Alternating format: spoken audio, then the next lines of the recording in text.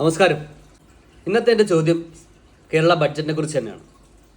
എന്തിനായിരുന്നു ആ ബഡ്ജറ്റ്? ആരെ സേഫാക്കാനായിരുന്നു ആ ബഡ്ജറ്റ്? ആർക്കാണ് കൂട്ടു നിൽക്കുന്നത്? ആരെയാണ് മറന്നുപോയത്?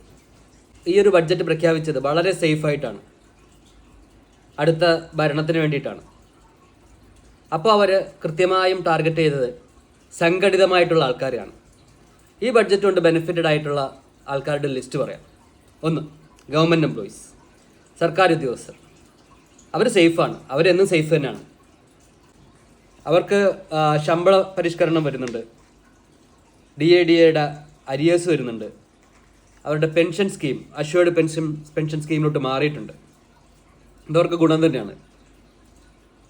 പക്ഷേ പ്രൈവറ്റ് ജോലി ചെയ്യുന്ന ആൾക്കാരെ മറന്നുപോയതാണ്, അവരെ അവഗണിച്ചതാണ്. കാരണം അവർ സംഘടിതരല്ല. അവരാണ് കേരളത്തിലെ ഏറ്റവും വലിയ വർക്ക് ഫോഴ്സ്. പക്ഷേ അവർക്ക് സംഘടനകളില്ല. അവർക്ക് ടാക്സ് റിലീഫ് വന്നിട്ടില്ല, ഇൻഷുറൻസ് പോളിസീസ് വന്നിട്ടില്ല, ജോബ് സെക്യൂരിറ്റി ഇല്ല. ഇതിനു വേണ്ടിയിട്ട് സർക്കാർ ഒന്നും ചെയ്തില്ല. കാരണം അവർ സംഘടിതരല്ല.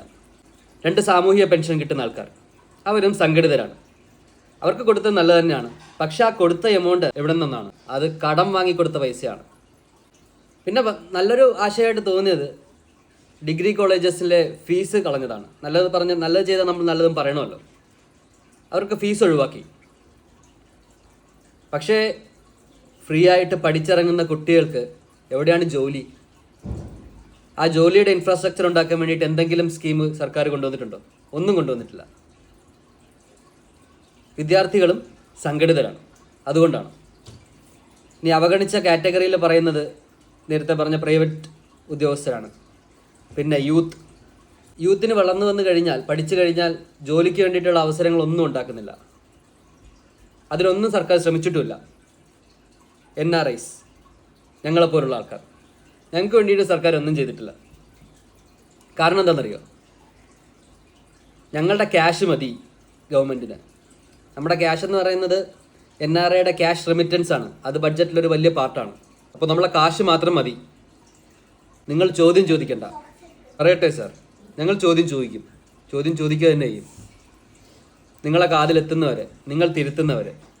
സർക്കാർ ഇപ്പോൾ നോക്കുമ്പോൾ സർക്കാരിൻ്റെ വോട്ട് ബാങ്ക് സേഫാണ്, സംഘടിതരായിട്ടുള്ള ആൾക്കാർ സേഫാണ്. അവർ ഇലക്ഷൻ സമയത്തിന് പ്രശ്നങ്ങളൊന്നും ഉണ്ടാക്കില്ല. ഇലക്ഷൻ കഴിയുന്നവരെ ചോദ്യം ചോദിക്കുക തന്നെ ചെയ്യും സാർ, ഉത്തരം പറയുന്നവരെ. Thank you.